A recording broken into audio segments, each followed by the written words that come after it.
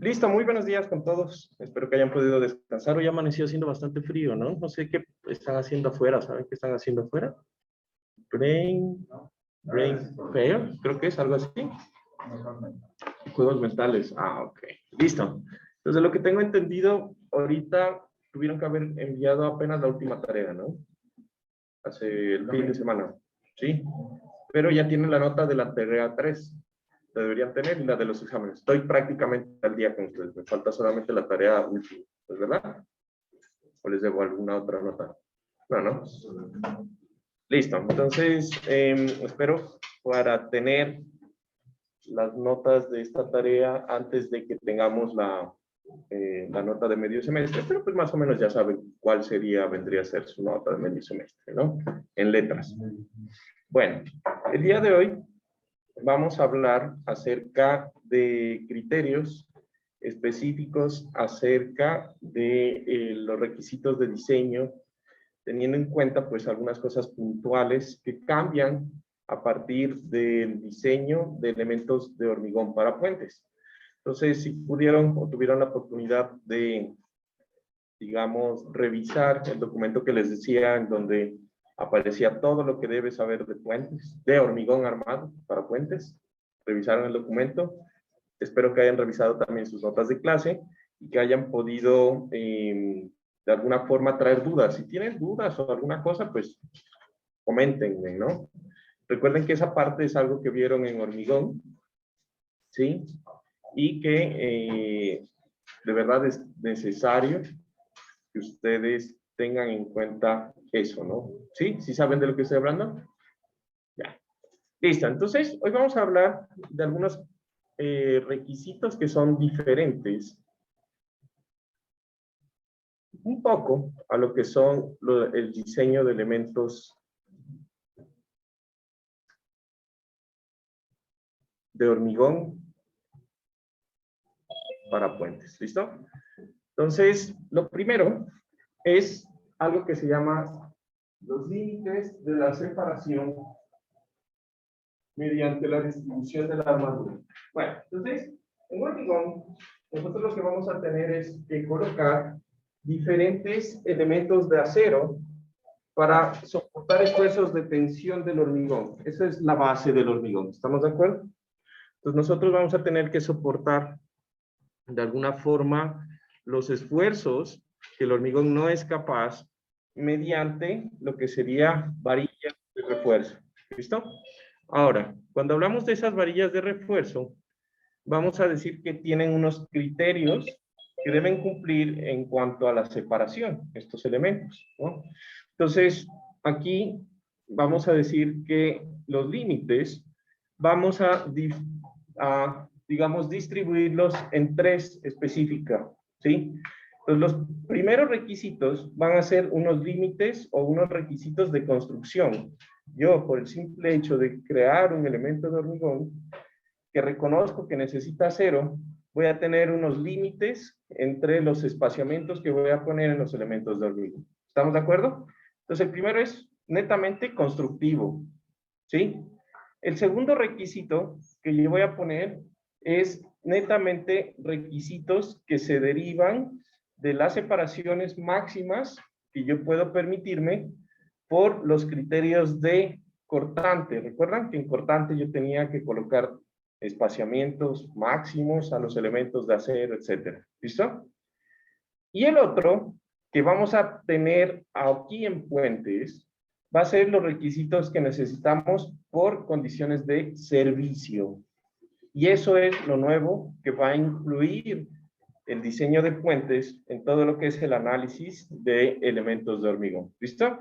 Entonces, repito, el primero, requisitos de construcción, ¿sí?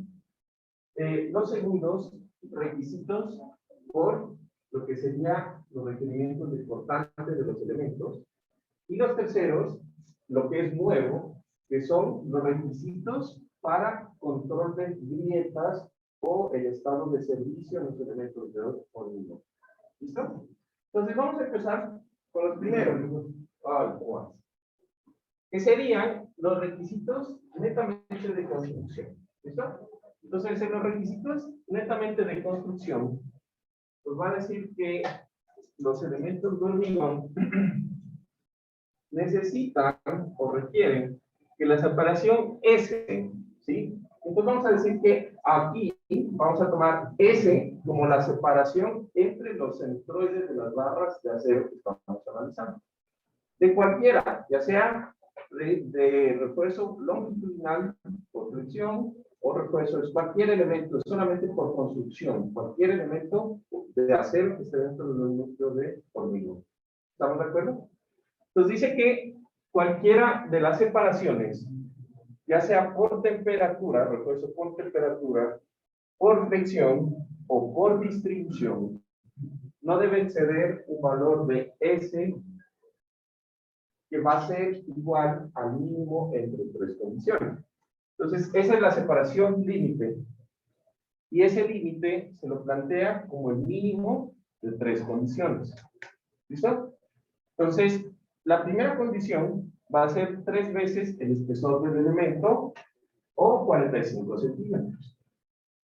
¿Listo? Entonces, ¿esto para qué sirve? Más que todo, va a ser, por ejemplo, para elementos como de muros, ¿sí? Los muros, generalmente, como son muros de hormigón, cuando yo tengo muros pequeños, digamos muros de contención pequeños para pequeños puentes, pues no superan los 15, 20 centímetros, más o menos.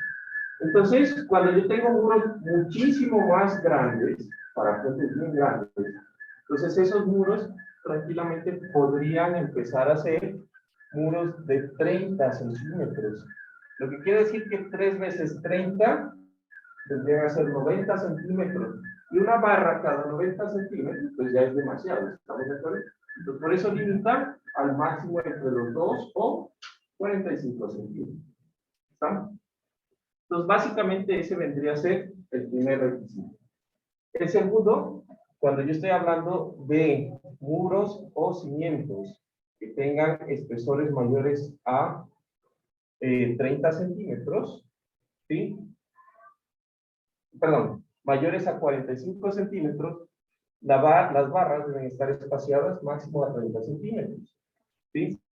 Y esto pues va a ser, por ejemplo, los cimientos, estamos hablando de la cimentación, el dado de cimentación sobre el estribo, o debajo del estribo, que tienen que ser elementos extremadamente grandes de espesores, en donde pues yo tampoco puedo espaciarlo mucho en las barras, ¿no? Y 30 centímetros para elementos con espesores mayores a 90 centímetros. Pues hagan de cuenta, ustedes están analizando la viga del puente de vigas Capón o de vigas T. Entonces, en el predimensionamiento, generalmente estos puentes tienen unas profundidades de peralte, y ya estamos hablando de 1,20 m, 1,90 m, más o menos.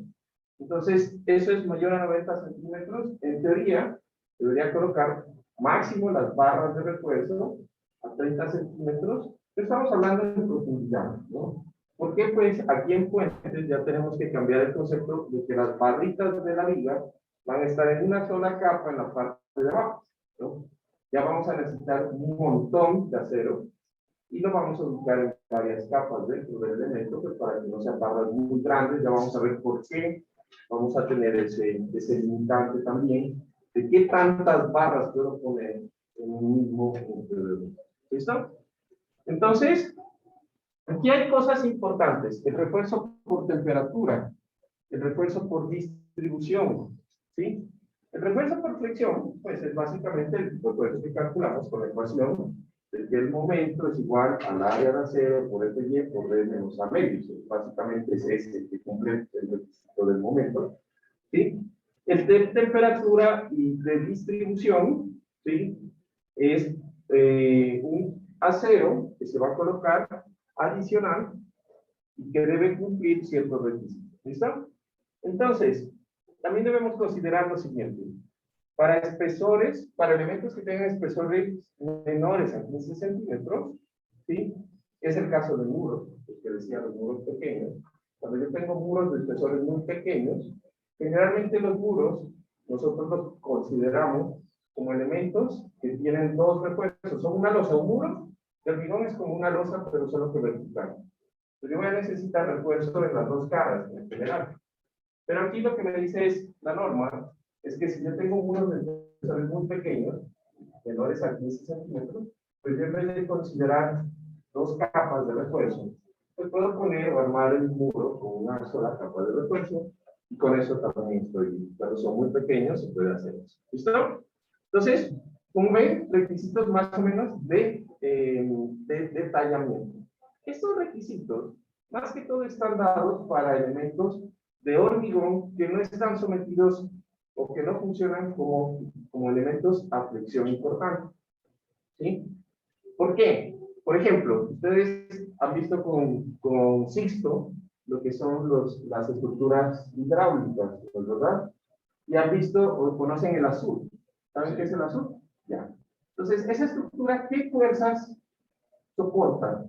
¿Soporta flexión? ¿Soporta flotante? No, más bien es una masa de hormigón. Entonces, en este tipo de estructuras, que son masas de hormigón, que lo único que necesitamos es que nos agrieten y que tengan la suficiente rigidez para soportar la fuerza del agua, ¿sí? Y los empujes del agua, pues se arman como estructuras de hormigón, o sea, masas de bloques de hormigón. Entonces, en esos elementos son los que priman más bien estos criterios de separaciones máximas, ¿no? En general. ¿Listo? Entonces, en puentes, por ejemplo, si yo tengo un dado de cimentación supremamente grande y rígido para las pilas, entonces ese elemento realmente lo que está soportando es compresión, principalmente, y punto, o sea, no tiene nada más, ¿sí? Cuando son grandes dados de cimentación. O, por ejemplo, en puentes yo hago una barrera para proteger de socavación mi estribo. Entonces, es un macizo de hormigón que eso lo único que hace es evitar que el agua golpee directamente contra el suelo de la cimentación y que se lleve el material fino. En ese tipo de estructuras, pues, yo voy a tener estos criterios más que todo. Entonces, para vigas y columnas, estos criterios de separaciones, como ven, son separaciones grandes, ¿no? Imagínense una varilla de una viga cada 45 centímetros, full, cada 30 centímetros, full. Entonces, más que todo son para ese tipo de elementos. Ahora, ¿qué sí yo debo considerar? Por ejemplo, cuando yo tengo el refuerzo por contracción y temperatura. Entonces, el refuerzo por contracción y temperatura va a ser un refuerzo que, al igual que en estructuras convencionales, va a estar pensado para que yo necesite, sí o sí, colocar un refuerzo mínimo que haga que la reacción exotérmica del hormigón, cuando se está fraguando, no genere grietas en la estructura, ¿es verdad? Entonces, aquí me dice que ese refuerzo, yo voy a tener que colocarlo en elementos, por ejemplo, tipo muros o losas, en cada cara del elemento y en cada dirección. Entonces, aquí yo tengo una imagen de un murito, ese es un muro de contención. Y ustedes se fijan que yo tengo barras hacia arriba, verticales, y internamente yo voy a tener barras horizontales en el muro. ¿Estamos? Entonces, esa malla que se forma de barras verticales y horizontales, debido a que el espesor es importante del muro, pues lo voy a tener en las dos caras, pues, ese refuerzo, ¿sí? Entonces, aquí me dice que cuando yo tengo caras de muros en los cuales el espesor sea mayor a 45 centímetros, ¿sí? Entonces, en esas caras extremas, entonces, esa es importante, ¿no? Entonces, yo tengo aquí la cara interior, exterior del muro. Pero fíjense que esto, el espesor viene a ser tan grande que se convierte casi como una cara, ¿sí? Entonces, cuando esto es mayor a 45 centímetros, dice la norma, en estos bordes extremos de estos muros súper grandes, pues no es necesario que usted considere esa cara para el refuerzo de contracción o temperatura. Solamente las principales. ¿Listo? También, yo tengo cimentaciones muy grandes. Supónganse que yo tengo cimentaciones muy grandes. Entonces, en las caras laterales de los cimientos, que en este caso estamos hablando que los puentes, pues la mayoría van a estar, o en general, el 95% de los puentes van a tener una cimentación gigante en donde a esa cimentación van a llegar los pilotes, porque ya mencionamos que pues van a estar ubicados generalmente en zonas de ladera donde los suelos son bastante malos para soportar carga, ¿es verdad? Entonces, en este punto, lo que dice es, cuando las cimentaciones son muy profundas, o sea, que el espesor de la cimentación es mayor, ¿sí? O ya tiene unos valores importantes, pero que no superan los 90 centímetros, ¿sí? En estos bordes, si son menores a 90 centímetros, tampoco necesito refuerzo mínimo en la cara. Pero si ya empiezan a ser más grandes, pues ya tengo que considerar esto como si fuera un muro, un elemento de hormigón macizo, y debería considerar colocar un refuerzo de contracción por temperatura en esta zona. ¿Listo?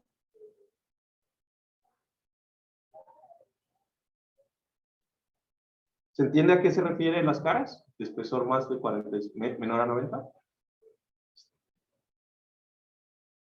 Ahora, cuando yo tengo otros tipos de componentes, entonces, muchas veces yo voy a necesitar realizar otros tipos de componentes en donde las dimensiones más pequeñas va a ser menor o igual a 45 centímetros.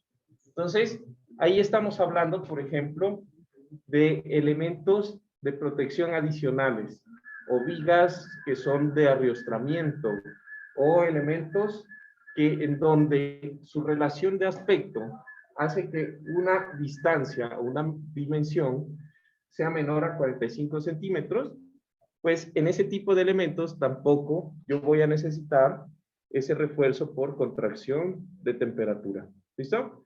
Entonces, recapitulando, los tres casos en donde yo no necesito colocar refuerzo por contracción y temperatura va a ser en muros de espesores que tengan mayores a 45 centímetros en la cara, ¿sí? En esa cara extrema. No necesito refuerzo por contracción y temperatura en las caras laterales de la cimentación, cuando esta cimentación sea menor a 90 centímetros, y tampoco necesito, pues, en aquellos elementos cuyas dimensiones, una sea menor a 45 centímetros. Son los tres casos específicamente. Los que más vamos a encontrar, pues, son lo de las cimentaciones y, pues, lo de los muros, cuando tenemos que hacer los muros de los estribos, ¿no? De contención de los estribos.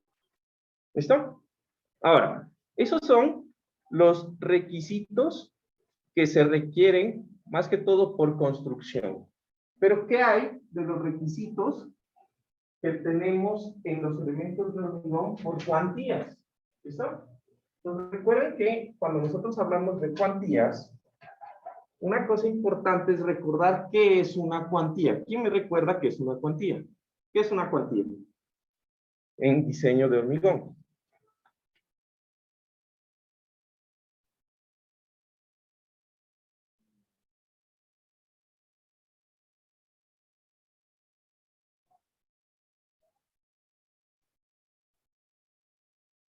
Es como que la cantidad de acero necesaria respecto a las dimensiones del elemento. Respecto a las dimensiones del elemento, esa parte es importante. Más o menos. Ajá, es el acero respecto a algo, ¿no? Entonces, ¿qué otro concepto por ahí de cuantía? A ver, Giovanna, ¿qué recuerdas? Ya te pregunté. No.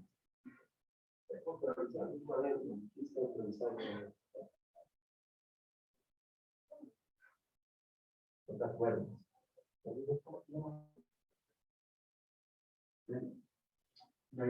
¿Ya hay?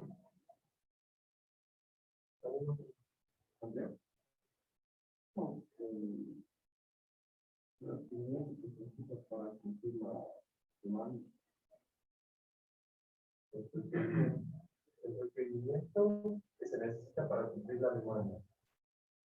La demanda de acero. El requerimiento que se necesita para cumplir la demanda. Ya. Por allá, Carlos.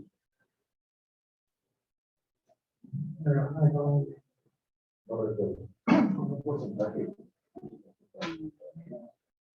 Un porcentaje respecto al hormigón. Es un porcentaje respecto al hormigón. Bueno, salamos. Es un porcentaje de área. Muy bien. Tú estás más claro ahí en eso. Bueno, chicos, no se olviden, de verdad, es en serio, cuando les digo revisen. De verdad no quiero hacerles un examen de hormigón para que estudien, ¿ya? ¿No? Ese es uno de los conceptos básicos de hormigón. ¿Estamos de acuerdo que siempre que estuvieron hablando del diseño de hormigón, pues se la pasaron hablando de cuantía? Entonces, el concepto sí necesito que lo tengan claro. Y más que todo, ¿cómo se calcula, por ejemplo? ¿Te acuerdas cómo se calcula? Tengo que revisar sus cuadernos. Bueno, está bien. ¿Quién le ayuda a mi amigo Fabián? No es el área de 0 dividido para B por H. B por H, más o menos. B por D. ¿Listo? Entonces, pilas. De verdad, vuelvo y reitero. Hormigón, en fuentes es fácil si saben hormigón o recuerdan hormigón de cosa que ya vieron. Aquí es prácticamente el diseño de hormigón. Por favor, en serio, revisen su cuaderno de hormigón, revisen los conceptos, cómo se calcula el momento, cómo se calcula el cortante, cómo se calcula el acero, ¿sí? De verdad, no es broma, es en serio. ¿Listo? Bueno. Entonces vamos a definir el concepto de cuantía. Realmente existen dos tipos de cuantía. Y cuando dijo Fabián que era un porcentaje, tú dijiste, ¿no? Tenía pues prácticamente el concepto más general. Entonces, las cuantías es un porcentaje de acero respecto a un total. Eso es básicamente una cuantía. ¿Listo? Entonces, ahí es donde vamos a hablar. Entonces, yo puedo tener cuantías en área o cuantías en volumen. En las vigas, nosotros colocamos cuantías en área. Entonces, tenemos una sección transversal y de esa sección transversal, ¿sí? Colocamos un área de acero y se calcula, como dijo mi amigo Pablo, ¿no? Pablo, como el área de acero que coloco en la sección transversal, dividido por el área, pero en vigas es el área efectiva, que es el ancho por la profundidad del peralte D. En columnas es B por H, o sea, es el área de la sección de la columna sobre el área bruta de la columna. ¿Listo? También hay cuantías volumétricas. Entonces, ¿qué es? Por ejemplo, el volumen de acero que yo coloco en un elemento de hormigón respecto al volumen total de hormigón. Eso se utiliza, por ejemplo, en lo que mencionaba antes, cuando yo quiero diseñar, por ejemplo, la SUD para una estructura de captación o una estructura de hidráulica, yo ya no calculo pues una sección transversal, el SUD es un bloque de hormigón. Entonces yo calculo es una cuantía volumétrica por volumen en ese tipo y coloco por volumen el acero. ¿Listo? Entonces no se olviden de ese concepto. Ahora, mi amigo Jair dijo límites. Entonces una cosa es, ¿qué es cuantía? ¿Sí? Y otra cosa es cuáles son los límites de la cuantía. Entonces yo necesito unas cuantías mínimas, ¿sí? Y en edificios también teníamos unas cuantías máximas. ¿Listo? En puentes, eso es un cambio. Entonces, cuando yo les pregunte qué cambia el diseño de puentes respecto al diseño de edificios, pues ya tienen que decirme una cosa. En puentes solamente tenemos un chequeo de la cuantía mínima. La cuantía máxima, ¿sí? Que nosotros tenemos cuantías máximas por flexión. Eso lo pueden encontrar en el artículo 5733.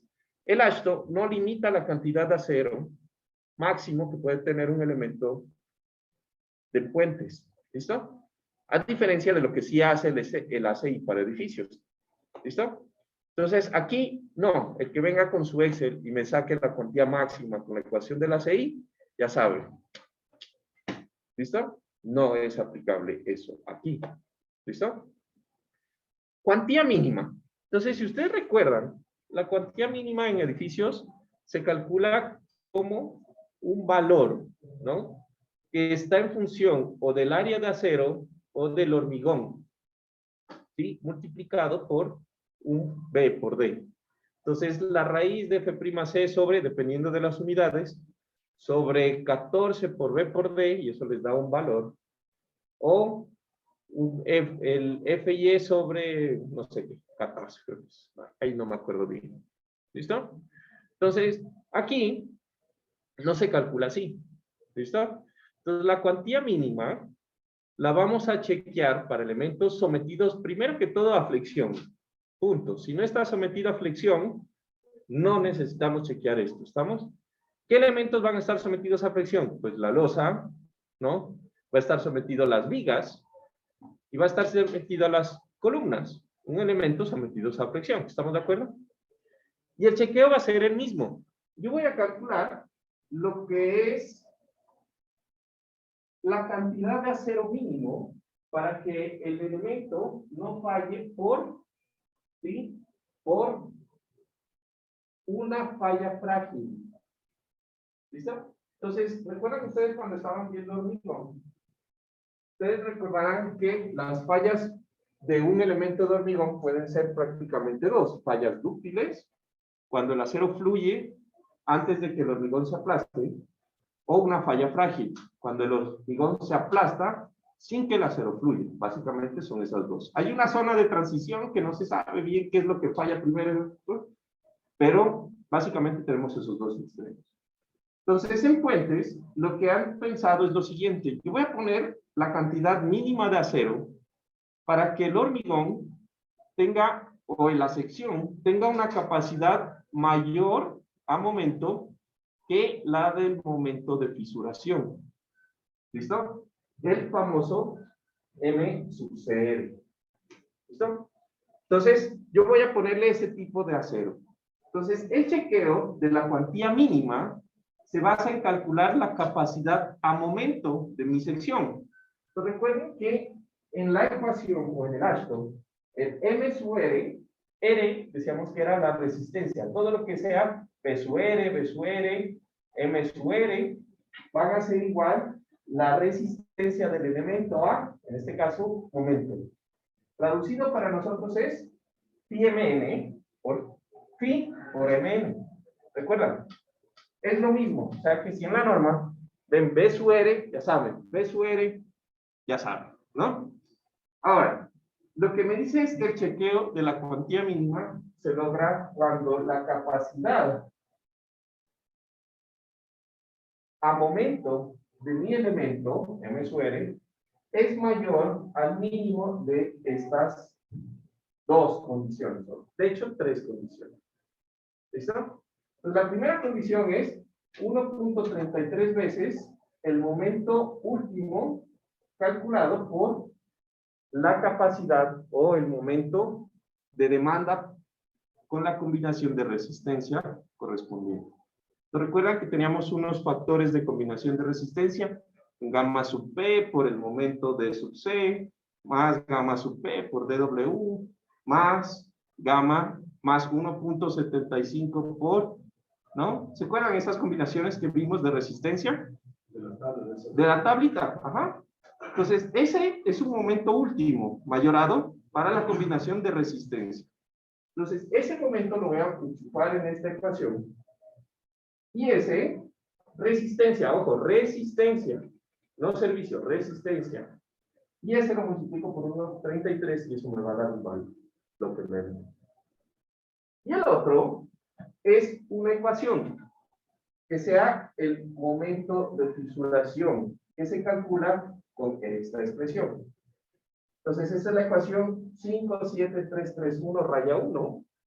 Y aquí esta expresión, fíjense que tiene unos F sub C, PE, tiene por ahí unos factores medio raros. Entonces, esta ecuación es la ecuación general que tiene en cuenta los preesfuerzos en el acero, en la sección de preesfuerzo, ¿sí? Entonces, y aquí tiene unos factores que van a depender de el tipo de hormigón que ustedes van a colocar. Recuerden que el hormigón puede ser agregados livianos o de peso normal. ¿Recuerdan esto? ¿Sí? Y, bueno, algunas cosas. Entonces, la forma simplificada para hormigón reforzado, que no tiene preesfuerzo, entonces, se resume en que esta ecuación queda en 1.2 veces el momento de fisuración. Y punto. Entonces, para nuestro curso, la cuantía mínima de un elemento va a estar chequeada de la siguiente forma. La capacidad de nuestro elemento phi por mn tiene que ser mayor al mínimo entre 1.33 veces el momento de demanda calculado con la combinación de resistencia o 1.2 veces el momento de fisuración. Y punto. ¿Ya? No nos vamos a complicar más. Esas dos. Entonces, esto es el chequeo de cuantía mínima. ¿Estamos claros? ¿Listo? Cuantía máxima. ¿Cuánto es el límite de la cuantía máxima en un elemento de flexión? No hay. Entonces ponen, no hay. Fuentes no me limita. La mínima. Entonces hacen esta averiguación. ¿Listo? Entonces, ¿esto qué supone? Como ustedes necesitan la capacidad, necesitan saber ya cuánto es el acero que está colocado en la sección. ¿Estamos de acuerdo? ¿Listo? Entonces, ustedes primero van a hacer el diseño del elemento y con ese acero que les da, pues chequean esto. ¿Listo? Ahora, ¿qué es el momento de fisuración? Esto es algo que ustedes aprenden en hormigón 1. En la clase de hormigón 1, cuando hablábamos de los estados que tiene el hormigón. Entonces dije, el estado, el hormigón, un elemento de hormigón sometido a flexión tiene 3 estados. El primero es un estado elástico. El segundo es un estado en donde se empieza a agrietar el hormigón a tensión, pero en compresión todavía está en el rango elástico, igual que el acero, tampoco ha fluido, obviamente. Y el tercer estado es un estado de resistencia último. ¿Estamos de acuerdo? Entonces, el momento de fisuración es ese punto en donde pasa justamente del estado elástico al estado en donde empieza a fisurarse el hormigón en tensión. ¿Listo? Justamente en ese punto. Entonces, como estoy en un estado elástico, resulta que yo puedo calcular ese momento en función de la ecuación básica de flexión y de esfuerzos de flexión en vigas que aprendieron en mecánica de materiales. Está elástico, ¿no? Entonces, el esfuerzo es igual a esfuerzo igual a no, entonces no me hice especificar. ¿Cómo relaciono el momento con el esfuerzo en un elemento de viga cuando está en estado elástico? El esfuerzo es igual a M sobre C sobre la inercia, ¿no? Y es válido para el hormigón también. Está en el rango elástico. Entonces, aquí el problema es que en esa ecuación, pues lo que yo voy a hacer no es nada más que despejar, ¿no? El momento en el cual el elemento se agrieta. Entonces, si el esfuerzo, yo digo que este es el esfuerzo de fisuración, ¿sí o no? Del hormigón. Entonces, el esfuerzo de fisuración va a ser igual a el momento de fisuración por la distancia, ¿sí? Medida desde el eje neutro A, esa parte es importante. ¿A dónde debo medir? Pues a la fibra extremo que se pueda fisurar. ¿Cuál es la fibra extrema que se pueda fisurar? La que está en tensión. ¿Estamos de acuerdo? ¿Cachan ese análisis? Entonces es el momento de fisuración por la distancia medida desde el eje neutro a la fibra extrema que está en tensión del elemento sobre la inercia bruta de la sección. Entonces, ustedes recordarán que esta ecuación, aunque lo puse aquí porque me doy cuenta y reconozco que no sé por qué, me mezclo las unidades. No sé qué sucede con eso. Pero ustedes recordarán que esa ecuación tiene unidades consistentes, ¿no? O sea, si el esfuerzo está en kilopascales, el momento debe estar en... Pregúntame. En kilonewton por metro. La Y sub T debe estar en... Y la inercia es 2 a la 4. Debe estar en unidades consistentes. No cometan ese error. Si lo cometen, ya saben, ¿no? Te lo digo. ¿Listo? Ok. Entonces, despejando, yo puedo calcular cuál es el momento de fisuración. El problema es cuál es el esfuerzo de fisuración al cual ustedes se agrietan el hormigón, ¿no? Entonces, eso ustedes hacen un análisis o un laboratorio en hormigón que se llama el módulo, a ver, es un ensayo de módulo de hormigón, ¿no? En donde ponen una viguita y le ponen 3 cargas, ¿no? O 2 cargas, se rompe y hay que calcular ese esfuerzo de fisuración. Se utiliza mucho para pavimentos, pero también para un montón de otras aplicaciones. Ahora, aquí yo lo que quiero que tengan en cuenta, porque pues ya he identificado los errores típicos que hay, es lo siguiente. Supongo que yo tengo una sección una sección rectangular. Entonces, en una sección rectangular, en estado elástico, el eje neutro está en el centroide. ¿Estamos de acuerdo? Y por lo tanto, la distancia desde el eje neutro a la fibra extrema en tensión o en compresión es la misma, que sería la altura a la mitad, nada más. ¿Estamos? Pero cuando yo tengo, por ejemplo, si yo tengo una sección I, ocurre lo mismo, ¿no?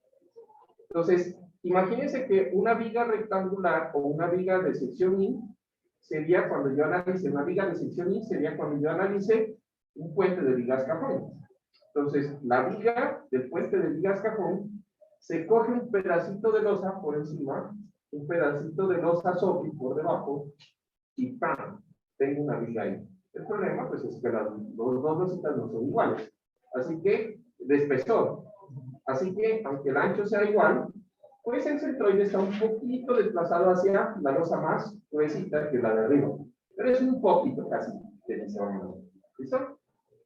Cuando yo tengo secciones, por ejemplo, de un puente de vigas T, y analizo la viga, pues también tengo un pedazo de losa.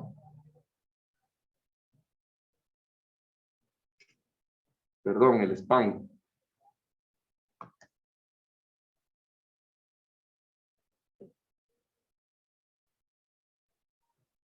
Un pedacito de la losa superior y aíslo la viga, ¿no? Ahora, esta supone un problema. ¿Qué otra cosa también tengo? Por ejemplo, en el voladizo. Supongo que yo tengo aquí el voladizo y la viga extrema. ¿Estamos? De un puente de vigas cajón. Supongamos que yo tengo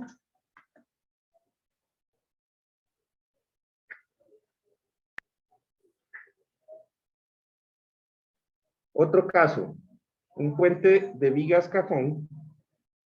Este caso no se me había ocurrido, pero ahorita que lo estoy pensando,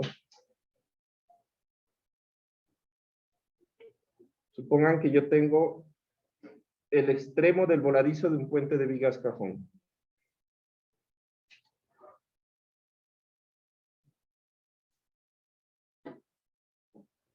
Creo que lo voy a volver a hacer porque está...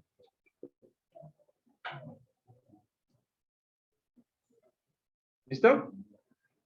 Entonces, en este caso tengo lo mismo. Tengo una sección que es irregular. ¿Estamos de acuerdo? Tengo un pedazo de losa abajo, un pedazo de losa arriba, con el voladizo, y tengo la viga.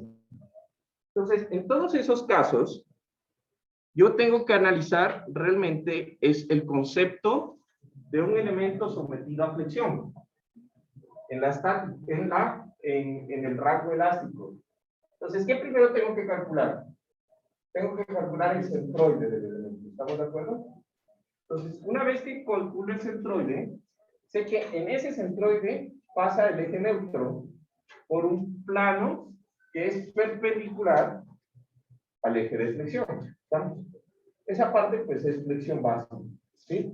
Entonces, aquí yo estoy asumiendo que como viga, pues, la fricción es alrededor de un eje horizontal que pasa por este eje neutro. ¿Estamos de acuerdo? Ahora, yo tengo dos tipos de momentos. Si mi viga cajón o mi viga T es un puente de luces continuas, yo voy a tener en el centro de la luz un momento positivo. Y la distancia que yo debo considerar para analizar el momento positivo, pues va a ser del eje neutro a la fibra extrema que está en la parte baja. ¿Estamos de acuerdo? Lo mismo, en los apoyos, yo voy a tener un momento negativo. Y el centroide va a ser el mismo, pero esa distancia y sub t, pues va a ser diferente, va a ser obviamente más pequeña. ¿Estamos de acuerdo? Entonces no se olviden de eso, ¿sí? Yo les digo un puente en donde estos son vigas interiores, pero ahora les digo, calcule el puente de vigas cajón, en donde esta es una viga exterior. ¿Estamos de acuerdo? Entonces yo voy a tener lo mismo, un eje neutro, que aquí seguramente va a estar en un punto por acá. O sea, este va a ser el centro de gravedad. ¿Sí? Y de ahí yo voy a tener que mirar si es un momento positivo o negativo. ¿Estamos de acuerdo? Entonces voy a asumir un valor. No sé, para un momento positivo,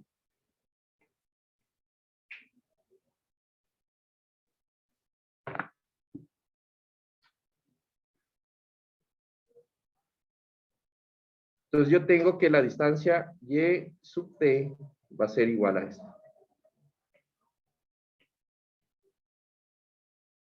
¿Se entiende cuál es el problema de todo esto? ¿Sí? Perfecto. Listo. Entonces, no se olviden de esto, es súper importante. Y la otra cosita es, bueno, ¿y cuánto es el ancho de estas vigas que yo voy a analizar? ¿Cuánto es el ancho? Entonces, aquí hay otro cambio. Recuerden que cuando ustedes tenían en edificios, tenían que calcular el ancho, ese se llamaba un ancho efectivo.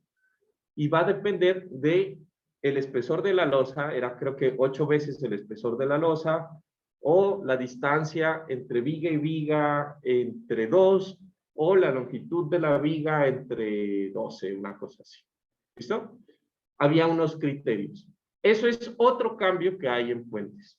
Para nosotros, esas losas o ese pedazo de viga que aislamos con un pedacito de losa, siempre va a ser o va a tener un ancho igual a S. ¿Se acuerdan qué era S? Aquí le voy a poner el B efectivo va a ser igual a S. ¿Qué era S? Era la distancia entre ejes de vigas. ¿Estamos de acuerdo? Entonces, siempre que yo les diga diseñen la viga, de una, van, pum, solamente calculan cuál es la distancia entre ejes de vigas y eso, pues, es el ancho que van a tomar de la viga. Y punto, en la parte de la losa. ¿Listo? Acá también, el B efectivo es igual a S. Estas son vigas interiores, ¿se entienden? Si es una viga exterior, por ejemplo, esta que es un puente de vigas cajón, ¿estamos de acuerdo? Pero también puede ser un puente de vigas T. Entonces, yo voy a tener que en este punto, hasta este punto, va a ser igual a S medios. ¿Estamos de acuerdo? Más a este punto va a ser BW medios. ¿Estamos de acuerdo? Más esto que dijimos que es la longitud del voladizo. ¿Se entiende? Entonces es todo el voladizo más el pedacito de la viga para llegar al centroide más S medios. ¿Estamos de acuerdo? Y listo. Y en la parte de abajo, ¿cuánto será? ¿Cuánto será este pedazo? Abajo. Perfecto. ¿Se entiende? Ya. No es nada más. De eso, de esa figura, saco el centroide, ¿sí? Y con ese centroide planteo dónde está Y sub t para momento positivo o negativo. ¿Está claro? ¿Sí? Ok. Entonces, conclusión. El chequeo de la cuantía máxima en puentes no existe, no hay límite. La cuantía mínima va a estar en función de la capacidad a momento del elemento y lo único que yo tengo que considerar es el momento de fisuración, que va a depender pues de la inercia bruta de la sección alrededor de su eje centroidal, que esa parte pues supongo que sí la podemos hacer, ¿no? Esperaría que sí, ¿no? No es necesario decir pues de que aquí, como está desplazado el centroide, pues tengo que utilizar el teorema de Steiner para calcular la inercia de estas figuras, ¿no? La inercia bruta, punto. Y lo otro es calcular exactamente dónde está el eje, la distancia a la fibra en tensión según el momento. Listo. ¿Qué nos falta más? Este esfuerzo de fisuración. ¿Estamos de acuerdo? Entonces, ese esfuerzo de fisuración nos lo da la norma. Entonces, aquí está el esfuerzo de fisuración en kilogramos fuerza sobre centímetro cuadrado. Va a ser igual a 2.01 por la raíz de F'C para hormigón de peso normal, que es el que nosotros vamos a utilizar. Hay otra ecuación para el hormigón con agregado liviano y toda la cosa, pero para nosotros vamos a tomar ese valor.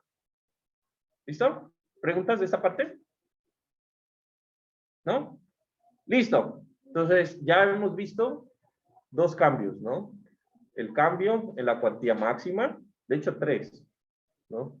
El cambio en la cuantía máxima, el cambio en la cuantía mínima, y ¿quién me dice la otra? El otro cambio. La distancia. El B efectivo, ¿no? Que se toma cuando yo aíslo una viga, ¿no? De un sistema que tiene varias vigas con una losa que compacta. ¿Listo? Listo, tres cambios. Y así voy a ir nombrando cuáles son los cambios que existen. Recuerden, ¿sí? Van a existir algunos cambios en general. Esto no sé por qué está tan pequeño, pero bueno. El zoom me ayuda. Ahora. Este sería el 12, creo. A ver. Sí, 12. Ahora. Chequeos del estado límite de servicio. Se demora un poquito, ¿no? Resulta que, en general, yo les decía lo siguiente, un elemento en fuentes debe chequearse por todos los estados límites. ¿Quién me recuerda cuáles son los estados límites de fuentes?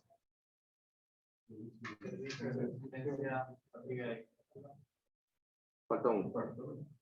Fatiga y fractura y Resistencia. evento extremo. Evento extremo. Por cierto, ¿quién está en casa? Yo, Juan Carlos, es que iba a llegar tarde a la hoy, me conecté por el Zoom. Ah, ya, Cristian, ya. Me había olvidado. Bueno, bien, está pendiente Cristian ahí. Listo. Bien, entonces, resistencia, servicio y fatiga y fractura y evento extremo. Los cuatro. ¿Listo? Entonces, ¿cuáles son la diferencia con edificios? En edificios no tenemos fatiga y fractura, ¿sí? Y los casos específicos de evento extremo, pues no se consideran diferentes, solamente es un estado de carga distinta, nada más, ¿no? Pues no se considera como estado límite. Ahora, resulta que cuando yo hago el diseño de fuentes, el estado de resistencia, ya ven que se calcula con la ecuación de el momento, ¿sí? Es igual al área de acero por Fy por D menos A medio, punto. Y con eso calculo el área de acero. Chequeo que sea mayor al mínimo y punto. Se acabó el chequeo de resistencia, no es nada más. Pero de ahí yo voy a chequear que cumpla condiciones de servicio. Entonces, el procedimiento de diseño en fuentes siempre va a estar ligado a chequear o diseñar el elemento por resistencia y chequear por servicio o al revés. ¿Estamos? Diseñar el elemento por servicio y chequear que cumpla en resistencia. ¿Listo? Entonces, ¿a qué me refiero con esto? Quiero que se imaginen una viga normal. Esta puede ser la viga en la que estamos parados aquí. Ni siquiera la del puente. ¿Listo? Un elemento de hormigón. Entonces, cuando yo entiendo que el puente o esta viga, ¿sí?, la mayoría del tiempo está bajo condiciones de servicio, funcionando, ¿estamos de acuerdo? Entonces yo cojo y hago el diseño y le pongo en condiciones de servicio, esta viga tiene 3 varillas pi de 12, o sea, estoy inventando. Ese es un área de acero. Entonces llega el sismo aquí en Ecuador y viene la varilla y dice, bueno, entonces como viene el sismo, ya no son 3 varillas, son 5 varillas pi de 12. ¿Eso es verdad? Ah, no. Tiene que soportar con el mismo acero. ¿Estamos de acuerdo? Entonces, lo que yo coloque para resistencia debe cumplir también en servicio y viceversa. Lo que yo coloque en servicio debe cumplir también para resistencia. ¿Estamos de acuerdo? ¿Es lógico esto que estoy diciendo? Bueno, entonces yo no entiendo, no digo ustedes, pero a veces creo que no me hago entender de por qué cuando les pongo en el examen que hagan el chequeo, el diseño de la viga, me ponen un acero distinto para resistencia y calculan otro distinto para servicio. Eso no tiene sentido, ¿estamos de acuerdo? Entonces, si chequean o calculan para un estado, comprueban que para el otro funciona. ¿Estamos de acuerdo? Y pueden cualquiera empezar por cualquiera de los dos. ¿Listo? Ok. Entonces, espero que no pase este semestre en el examen, ¿no? Es la primera vez que lo puntualizo, pues también es verdad. ¿Listo? Ok. Entonces, ¿cómo se hace el chequeo de servicio? Entonces, el chequeo de servicio, ustedes esperarían que la viga que nosotros estamos caminando aquí se llegue a fluir y el hormigón se llegue a aplastar cuando estemos aquí caminando sin que haya un sismo. No. ¿Estamos de acuerdo? Entonces, el hormigón está funcionando ¿en qué? ¿En cuál de los 3 estados que mencioné? ¿En resistencia última? ¿O cuando el hormigón está elástico, todavía en compresión y fisurado en tensión? ¿O elástico? ¿Totalmente elástico? Fisurado en tensión y elástico en compresión. ¿Listo? ¿Por qué les hago caer en cuenta de esto? Porque cuando el hormigón está en un estado último, la metodología que se aplica para el diseño en estado último tiene que ver con el bloque de compresiones de Whitney. ¿Se acuerdan? ¿Qué esperarían? Que el hormigón esté al límite de romperse por aplastamiento y que el acero esté fluyendo. ¿Estamos de acuerdo? Pero solo en estado de resistencia, ¿no? Último, de resistencia. En estado de servicio, ¿el acero debería estar fluyendo? No. Y el hormigón debería estar en un rango elástico. ¿Por qué nuevamente lo puntualizo? Porque errores que he visto en el examen es que cogen y le dicen chequeo de servicio y empiezan punto 85 más C y calculan la profundidad del bloque de compresiones de Whitney y sacan un acero. ¿Se dan cuenta que eso está mal? ¿Sí? Porque el bloque de compresiones de Whitney y todo eso de la profundidad del bloque de compresiones de Whitney es una metodología para resistencia última. ¿Sí? Entonces no tiene nada que ver en esto. Entonces, por favor, no cometan ese error. Ya les estoy anticipando. ¿Listo? Los errores que he visto. ¿Listo? Ok. Entonces, ¿cómo lo vamos a hacer? Resulta que el control de servicio, cuando yo les diga diseño, haga el chequeo por servicio, lo que usted va a chequear o su objetivo en su mente debe ser necesito calcular la separación de las barras longitudinales de mi viga, o de mi losa, o de mi columna. La separación horizontal entre barras. Eso es lo que chequea el criterio de servicio en puentes. ¿Listo? Entonces, usted dice, bueno, ¿y eso qué tiene que ver para las condiciones de servicio? Pues tiene que ver mucho. Lo que nosotros estamos controlando es que, bajo condiciones de servicio, el puente tenga fisuras, sabemos que va a tener fisuras, pero sean fisuras bien pequeñas, cosa que no produzcan fenómenos como que se meta agua y se pueda congelar. Ustedes saben que el agua, cuando se congela, gana volumen y eso rompe tranquilamente piedras de hormigón, tranquilamente. O que pueda haber corrosión en las barras de acero que produzcan o magnifiquen el fenómeno de la fatiga en puentes. Por cierto, Cristian, ¿me estás escuchando bien? Sí, sí, Juan Carlos. Listo. No sé si me escucha por acá o por acá, pero... ¿Se entiende? Entonces, ese va a ser nuestro criterio. Entonces, ¿cómo lo vamos a hacer? Pues resulta que lo que nosotros vamos a chequear es el control de ancho de grietas y lo vamos a limitar distribuyendo bien el acero. Nuestro objetivo va a ser, recuerden que una viga, la cuantía que nos pone es un área de acero, ya lo definimos. Entonces, esa área de acero puedo poner, para lograr la misma área de acero, puedo poner pocas varillas bien grandes de diámetro o puedo poner muchas pequeñas de diámetro. ¿Estamos de acuerdo? Entonces, aquí lo que vamos a jugar es con la separación para tener la misma cantidad requerida de acero, pero con las varillas de diámetro y separación justa que me permita controlar este chequeo por servicio. ¿Estamos? Entonces, en general, este criterio de servicio está en función al detallamiento del hormigón. Está basado en cómo yo voy a distribuir el acero dentro del hormigón. Entonces, nosotros vamos a tratar de preferiblemente tener un mayor número de varillas de acero con una separación más pequeña. ¿Listo? O sea que serían, para una misma cantidad de acero, varillas más pequeñas, pero un poquito más juntas. ¿Estamos? Yo no quiero que haya mucha distancia entre las barras que yo voy a poner. ¿Listo? Ahora, la separación que me va a dar como máximo el código va a estar en función de un esfuerzo. Y el esfuerzo es el que lo vamos a calcular con lo que aprendimos de hormigón sencillo, hormigón básico. ¿Listo? Ahora, este estado, ¿listo?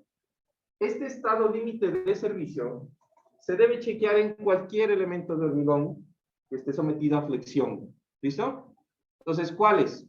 Losas, vigas que soportan losas, columnas, ¿sí? Los elementos principales del puente. ¿Listo? ¿Qué más? Por ejemplo, los muros de contención de los estribos. Entonces, el empuje lateral de la tierra va a producir flexión en los muros. ¿Listo? También en este tipo de elementos. Todo elemento sometido a flexión. ¿Listo? Ahora, hay una limitante. Entonces, elementos, ¿sí?, de hormigón en donde el momento actuante produzca esfuerzos menores al, de tensión en el refuerzo mayores al 80% del módulo de rotura. Este es otro criterio. Entonces, recuerdan qué es lo que es el módulo de rotura, ¿no? Es el esfuerzo al cual el hormigón, ¿sí?, se agrieta. ¿Estamos de acuerdo? Entonces, en general, vamos a decir que cualquier elemento en donde los esfuerzos en el hormigón sean mayor a el 80% del esfuerzo del módulo de rotura que soporta el hormigón, pues voy a tener que hacer este chequeo de servicio, de condiciones de servicio. ¿Listo? Entonces, ¿cómo lo vamos a hacer? Primero que todo, aquí hay una parte importante y es que nosotros solamente vamos a controlar la separación de las barras de refuerzo que están más cerca a la fibra extrema en tensión, a la cara en tensión del elemento. ¿Estamos? Solo ese refuerzo. Entonces, para una viga que está bajo momento positivo, sería la capa más baja que tiene el elemento. Es la capa más baja que tiene el elemento. Y para un elemento que está bajo momento negativo, sería la capa más superior que está prácticamente en la losa. ¿Estamos de acuerdo? La que está prácticamente en la parte de la losa. ¿Listo? Ahora, ¿cómo vamos a chequear? Lo primero es que nosotros vamos a calcular el esfuerzo en condiciones de servicio, que le vamos a llamar el esfuerzo en tensión del acero en condiciones de servicio. Ese esfuerzo lo vamos a llamar F sub SS. De aquí en adelante lo voy a llamar F sub SS. Ese esfuerzo en condiciones de servicio voy a chequear primero que sea menor al 60% de FY. Si es que no está, si es mayor al 60% de FY, entonces mi elemento no está cumpliendo el criterio de servicio. ¿Estamos de acuerdo? Ahora, una vez que el esfuerzo en el acero sea menor al 60% de FY, yo voy a coger y voy a chequear esta ecuación. Esta es la ecuación que nos da el Ashton. Esta es la otra diferencia, en donde me dice que la separación en el refuerzo principal en la cara en tensión del elemento debe ser menor a 700 por gamma sub E sobre beta sub S por F sub SS. Este es, de nuevo, el esfuerzo en tensión. Todo ese factor le voy a reducir o le voy a restar 2 veces D sub C. ¿Listo? Esa es la expresión. Esta expresión está en unidades, tiene unidades. Entonces, en esta expresión, ustedes van a meter el esfuerzo en KSI. ¿Sí? Entonces, es el esfuerzo en el acero en tensión en condiciones de servicio, F sub SS. De ahí tenemos otro factor que dice gamma sub E. Ese gamma sub E es un factor que depende del nivel de exposición del elemento en el ambiente. Entonces, yo voy a tener dos clases de exposición. ¿Listo? Vamos a decir que la exposición clase 1 va a ser igual a fuentes en donde el ambiente es una exposición normal. ¿A qué me refiero con normal? Ustedes deben pensar en lo siguiente. Exposición normal sería ciudades en donde no exista afectación por lluvia ácida. Sabemos que hay ciudades en donde cuando llueve, eso se vuelve, está tan, digamos, contaminado el ambiente, que cuando llueve limpia el aire y eso cae y se vuelve ácido, ¿no? ¿Qué más? Que el hormigón no esté expuesto a sales marinas, por ejemplo, que no esté en una zona de mar en donde el agua sea salada, o que tenga, no sé, exposición a fuentes que tengan exposición a agua sucia, agua de pronto, ¿no? ¿Qué más? Exposición, fuentes que estén netamente en condiciones normales, de temperaturas normales, y eso es básicamente exposición normal. Entonces, cuando yo tengo un ambiente de exposición normal, mi factor gamma sub E va a ser 1. Cuando yo tengo un nivel de exposición clase 2, entonces va a ser un ambiente de exposición agresivo. Entonces, ¿qué es? Zonas costeras, ciudades con lluvias ácidas, ¿no? Por ejemplo, Papayacta. Si yo tuviera un puente en Papayacta, sabemos que Papayacta se congela, ¿no? Entonces ahí el agua que se pueda meter por las grietas del hormigón, al congelarse puede romper el hormigón y producir problemas. Entonces allá vamos a tener un ambiente de exposición agresiva, ¿no? Bueno, en general, todo este tipo de ambientes que nosotros aprendemos en hormigón que son ambientes agresivos. ¿Listo? Dime. En ese caso también se podría cambiar el digamos, se puede poner aditivos para quitar los vacíos. Eso es adicional. Eso es los requisitos de la ACI para ambientes, para concretos de expuestos a ambientes agresivos. Yo tengo que limitar el F'(C), tengo que poner aditivos reductores de aire, tengo que poner agregados de alta resistencia. Bueno, las prácticas que nosotros teníamos en el ACI valen, pero adicional a eso va esto. La limitación en la separación de los refuerzos. ¿Listo? Adicional. Entonces, en este tipo de condiciones, gamma SUE va a ser 0.75. ¿Estamos? Listo. Ahora, ¿qué es beta SUS? Entonces, el factor beta, o antes, en orden, ¿qué es D sub C? Entonces, hagan de cuenta que el factor D sub C se define como la distancia que sería al revés del peralte efectivo. ¿Ustedes recuerdan qué era el peralte efectivo? Es la distancia desde la fibra extrema en compresión al centroide de las varillas de refuerzo. ¿Listo? Entonces, digamos que es parecido, pero hay un cambio aquí. El D sub C es la distancia medida desde la fibra extrema, ahora en tensión, al centroide de las varillas de la cara más tensionada de acero. ¿Listo? Entonces, ¿a qué me refiero con eso? Entonces, supónganse que ustedes tienen aquí una viguita que tiene una profundidad H, ¿sí? Y que tiene dos capas de la misma varilla. Entonces, el peralte efectivo de su E va a estar igual para un momento positivo, fibra extrema en compresión, al centroide de las varillas, que va a estar a la mitad si las varillas son iguales. ¿Estamos de acuerdo? Está por aquí en un punto. ¿Se entiende? ¿Listo?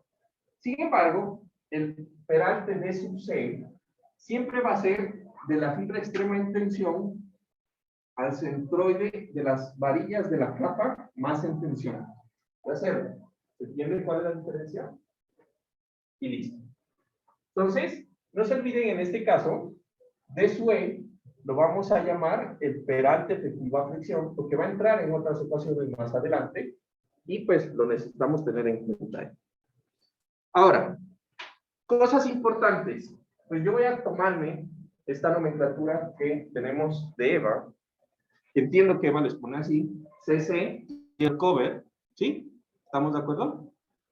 Pues vamos a decir que el recubrimiento libre es la distancia que hay a la primera varilla, ya sea estribo o ya sea barra longitudinal. Cuando son losas, pues no hay estribos, sería el recubrimiento libre a la varilla, ¿es verdad? D sub ST, yo voy a llamar D sub ST al diámetro del estribo. ¿Listo? D sub B, voy a llamar D sub B al diámetro de la barra longitudinal, o sea, estas que veo aquí como un círculo. ¿Estamos? Entonces, si ustedes se ponen así, un poco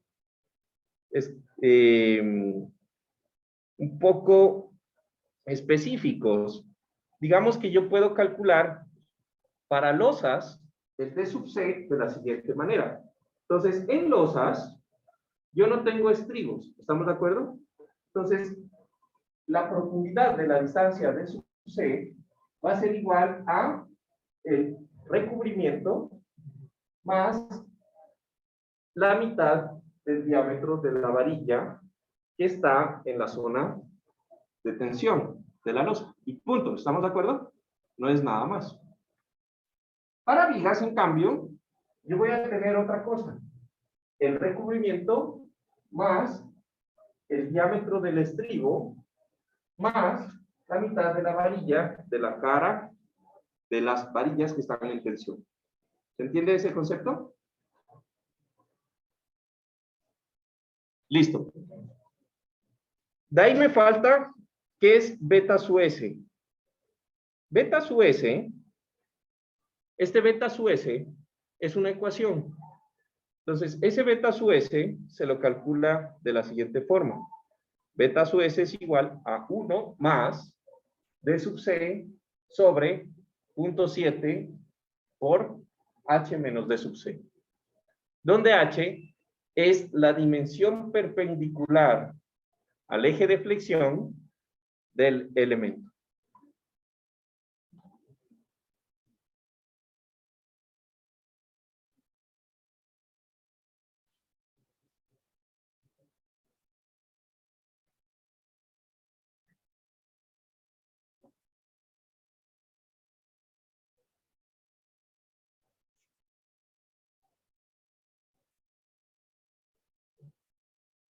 ¿Pregunta? ¿Bien hasta ahí? Y listo. Entonces, yo calculo el esfuerzo F sub SS, hago el chequeo, meto el refuerzo, calculo el límite y miro. Si el refuerzo que yo voy a colocar es mayor, tiene una separación mayor, pues disminuyo la separación y de pronto pongo un refuerzo más pequeño para tener la misma área. ¿Listo? Entonces aquí el concepto va a ser lo siguiente. En resistencia, yo voy a calcular el área que necesito, ¿no? De acero para cumplir el estado límite de resistencia. Y en servicio, yo voy a calcular la separación que necesito máxima de ese refuerzo. Entonces, con los dos límites, yo puedo saber el área y la separación, pues puedo saber qué varilla de acero voy a colocar en mi viga, de tal forma que con el mismo acero y la misma separación cumpla los dos criterios de resistencia y de servicio. Siempre respetando la cuantía mínima que necesita o que chequea el asta. Y punto. Básicamente es eso. Ahora, nadie me ha hecho una pregunta súper importante. A ver si se les ocurre. Perfecto, ¿no? ¿Cómo se calcula F sub SS? Entonces, para el cálculo de F sub SS, yo voy a tener, y vamos a recordar aquí rápidamente dos casos, ¿sí? Entonces, esto hace parte de su clase de hormigón, ¿sí? Entonces, cuando yo tenía el hormigón actuando en el estado, en el segundo estado, que dije, fisurado en tensión, ¿sí? Y elástico en compresión, yo tengo dos métodos para calcular lo que serían los esfuerzos en los elementos. El primero es este que se llama el método elástico. Entonces, este método elástico solamente va a servir para elementos que sean solamente de forma rectangular y nada más. ¿Listo? Entonces, en este estado, yo voy a tener mi viguita con un acero, un eje neutro, un peralte efectivo, ¿sí? Y en este punto, los esfuerzos van a ser elásticos en compresión, ¿estamos de acuerdo? Y un esfuerzo menor a Fy en tensión en el acero. Los esfuerzos en tensión del hormigón se desprecian. Y con este sistema se hace el equilibrio de momentos en la sección. ¿Recuerdan? Entonces, este método es bastante sencillo porque lo único que me dice es que yo voy a plantear unas expresiones. Y es el momento de servicio que soporta mi viga va a ser igual a la tensión en el acero por J y por D, que es la distancia que separa las resultantes de tensión y de compresión del hormigón. ¿Estamos? Entonces, esa expresión me queda en lo siguiente. J es un parámetro adimensional que se calcula como 1 menos K tercios. ¿Listo? 1 menos K tercios.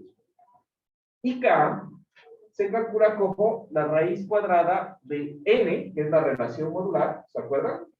La división entre el módulo de elasticidad del acero dividido en del concreto. Por ρ, que dijimos que es el área de acero sobre B por D de la viga, al cuadrado, más 2 veces N por ρ, cierro la raíz menos n en 1. ¿Listo? Entonces, ojo, esto es parte del repaso que les había comentado. ¿Ya? ¿Listo? Entonces, una vez que tengo J y que tengo K, pues yo lo que voy a hacer es lo siguiente. El esfuerzo F sub SS va a ser igual al momento de servicio sobre el área de acero, ¿sí? Por J y por D. ¿Listo? Y punto.